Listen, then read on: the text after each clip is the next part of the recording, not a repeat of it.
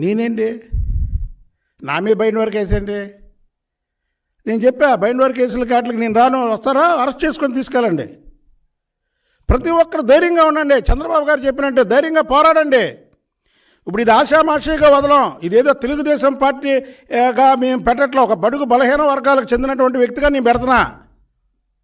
ఎందుకు బడుగు బలహీన వర్గాల్లో 3 చనిపోతే, చిన్న పసిపాపతో సహా భార్యాభర్తలు చనిపోతే పోలీసులు ఎందుకు యాక్షన్ తీసుకోవట్లేదని మేము డిమాండ్ చేస్తున్నాం.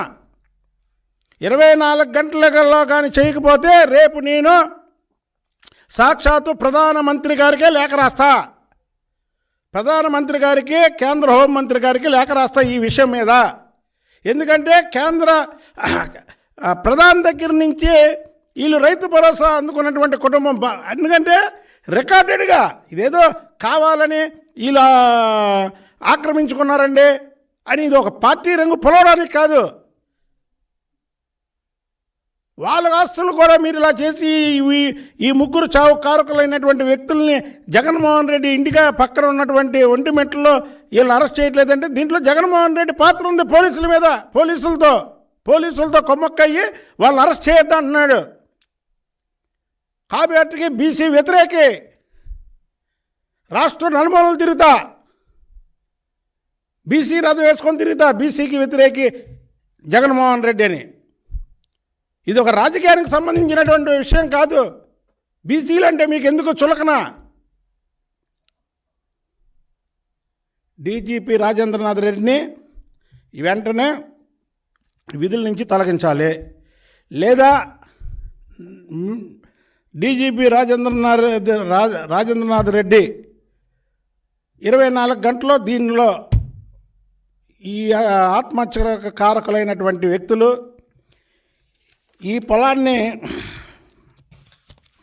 ఆక్రమించుకున్నటువంటి వ్యక్తి ఎవరైతే ఉన్నారో కట్టా శ్రావణి సుబ్బారాయుడు, ఇవాళ ఏంటండి ఎంత దుర్మార్గం అండి. భారతదేశానికి ప్రధానమంత్రి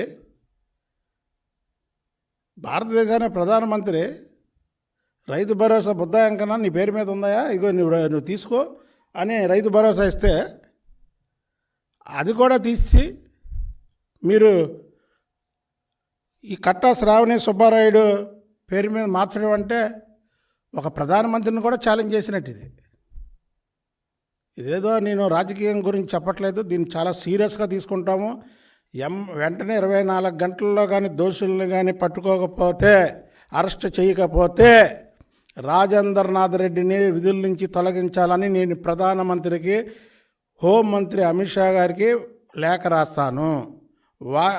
లేఖ రాస్తే ఏమన్నా ఆయన్ని బర్తఫ్ చేయాలి. ఎవరిని? రాజేంద్రనాథ్ రెడ్డిని. ఇది ఆషామాషిగా వదిలే వ్యవహారం కాదు. బీసీల మీద ఉక్కుపాదం మోపినటువంటి జగన్మోహన్ రెడ్డి బండారం రాష్ట్రం మొత్తం కూడా బీసీ రథం మీద నేను తిరిగి ఈ కుటుంబానికి న్యాయం జరిగే వరకు కూడా అవసరమైతే ఒంటిమెట్టి వెళ్తా, ఒంటిమెట్టి వెళ్ళి వాళ్ళ కుటుంబాన్ని పరామర్శిస్తా. అక్కడ జరిగినటువంటి అన్యాయాన్ని అక్కడే జగన్మోహన్ రెడ్డి పులివెందల్లో ఉన్నటువంటి వాళ్ళ ఇంటికాడికి వినబడేలాగా, జగన్మోహన్ రెడ్డి మొద్దు నిద్ర లేపేలాగా రాజేంద్రనాథ్ రెడ్డిని విధుల నుంచి తొలగించే వరకు కూడా పోరాటం చేస్తానని తెలియజేస్తున్నాను.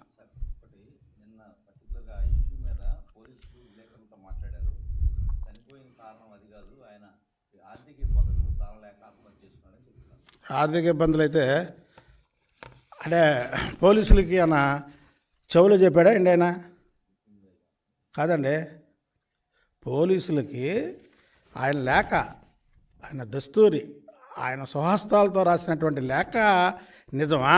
పోలీసులు చెప్పేది నిజమా? పోనీ వాళ్ళకి చెవులో చెప్పారేమో, ఒకసారి వీడియో ఉంటే చూపిమను. ఒకవేళ పోలీసులకు చెప్తే ఆ వీడియో చూపిమను. ఇది దుర్మార్గం. తప్పకుండా ఇది జగన్మోహన్ రెడ్డి హస్తం. అంటే వాళ్ళు కాపాడుతున్నాడు, జగన్మోహన్ రెడ్డి కాపాడుతున్నాడు. ఇంకా మన రోజులు దగ్గర పడినాయి, దాచుకోండి అని చేసినటువంటి కార్యక్రమం దీన్ని చాలా సీరియస్గా తీసుకుంటాం. ఇది డీజీపీ వెంటనే దీన్ని 24 గంటల్లో ఈ కేసులో దూరి పరిష్కరించకపోతే నేను రేపే కేంద్ర ఏదైతే ప్రధానమంత్రి నేను మొత్తం ఆయన ఇచ్చినటువంటి రైతు భరోసా కాగితం ఆ స్లిప్ కూడా నేను పెట్టి ఇవాళ ఇది మారింది ఇదంతా కూడా సాక్ష్యాధారాలతో నేను ప్రధానమంత్రికి అలాగే హోంమంత్రి అమిత్ షా గారికి లేఖ రాస్తున్నా.